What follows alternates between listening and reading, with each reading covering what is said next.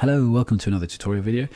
We're going to be looking at Of Mice and Men in detail, focusing on each of the characters in the sections to try and get a fuller understanding of them.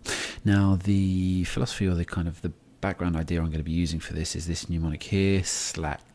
And basically this is really important because it helps you to get a full understanding of the picture that the writer is trying to paint, because they actually give us the character in different ways. Obviously the thing that people analyze most is the speech that the characters say, which is obviously hugely important, but we also need to look at the language the writer uses to describe them, the actions that the character will perform, and also the character comments, what other characters say about the character in question. D is also about stage directions, which is very important in plays, but obviously not relevant for our novella. So just think of these SLAC as we're going through. So we start off with George then, and here the very first thing we hear about George is that two men emerge from the path, and so they're coming into this clearing, but we're told just before that this is a path beaten hard by boys coming down from the ranches.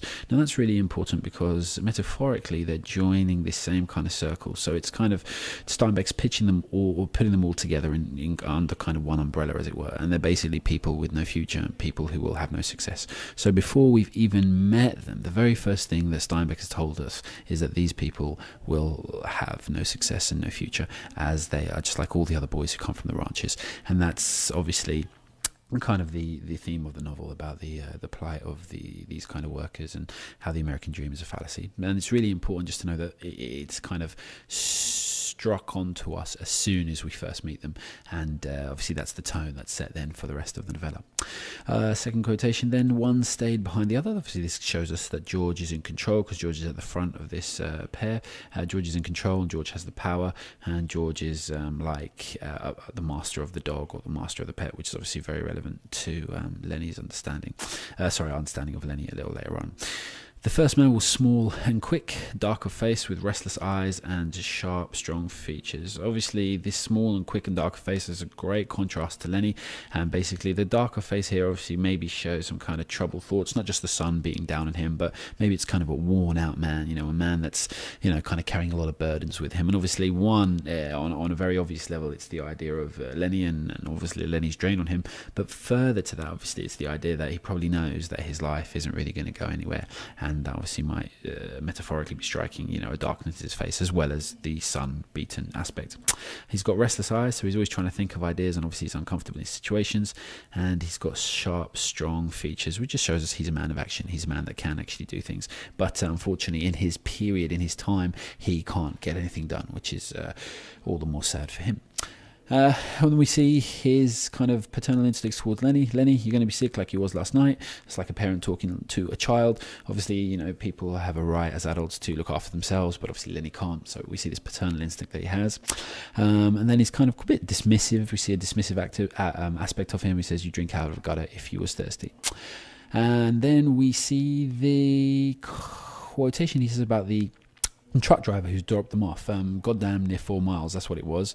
And then a little later on he says, I bet you it was more than 4 miles. This is interesting, only for the same reason that he repeats it very quickly in sharp succession, showing his frustration, one, but secondly kind of showing maybe perhaps the limited conversation he can have with Lenny. He's just got to talk about the mundane and repeat it and moan, and maybe it's a kind of reflection on the conversation he has to have with Lenny, more than it's just a reflection on how annoying the walk, or the extra walk was. I got to tell you again, so that tells us that he has to repeat everything to Lenny, and that Lenny isn't very intelligent, and that obviously George is frustrated by it. And then he calls him a crazy bastard. So he's not a very couth man, even though we say he's paternal. Well, he's not paternal in the sense of a mothering figure. Maybe it's more very fathery. Sometimes a father stereotypically will actually say what needs to be said, whereas a mother stereotypically again will kind of try and make everything sound as sweet as possible. And again, when talking about the work card, he says, "You never had none," and again he repeats that phrase, "I got them both here, you think I'd let you carry your own work card?" And then obviously saying this to Lenny shows how ridiculous the idea is, and then obviously tells us how ridiculous the idea is, and we get an idea of the responsibility that George has to have towards Lenny and the amount that he has to look after him. Then in his command to to hand over the dead animal, the dead mouse, sorry, that Lenny has, he shouts and he says, "Lenny, give it here." And again, it's very paternal, very strong, and Lenny obeys. And that's really important because it shows us that George is in control here. So we've got that master pet relationship being kind of shown to us. And we kind of get a summation of their lives and how it's gone so far when he tells us that we're going to work on a ranch like the one we've come from up north. So this gives us an idea that they are purely itinerant workers moving from place to place.